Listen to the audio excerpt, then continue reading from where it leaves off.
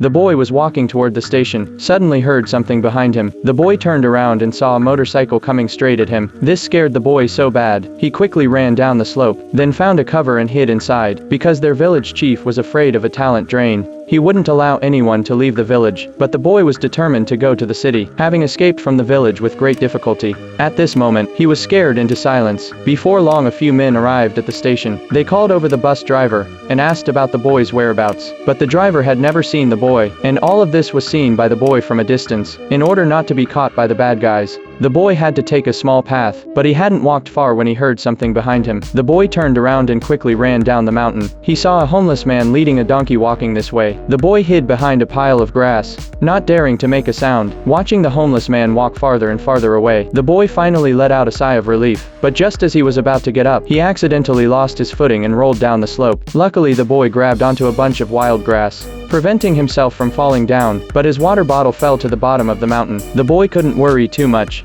and had to climb up the slope first. But in the increasingly hot desert, without a water source, the boy simply couldn't last long. So the boy followed the footprints and caught up with the homeless man ahead. When he saw the big water jug in the homeless man's hand, he suddenly had an idea. At night when the homeless man fell asleep, the boy sneaked in. Just as he was about to leave after stealing some water and food, he was unexpectedly discovered by the homeless man. With no other choice, the boy had to drop everything and run away. After running all night, he was extremely exhausted, but in order to reach the city, the boy could only grit his teeth and push forward. As he walked, he suddenly saw what looked like a small house ahead. This made the boy incredibly excited. He quickly ran over to check it out. Before long the boy found a well there. He immediately picked up a stone and threw it down. Unfortunately, what he heard was the sound of the stone hitting the ground. When the boy discovered that it was a dried up well, he completely broke down. Having grown up here, he only wanted to make a life for himself in the city. But now, before even reaching the city, he was about to die of thirst in this desert. The boy thought and thought, feeling more and more exhausted. Before long he fainted on the ground. In a daze the boy seemed to see someone walking toward him.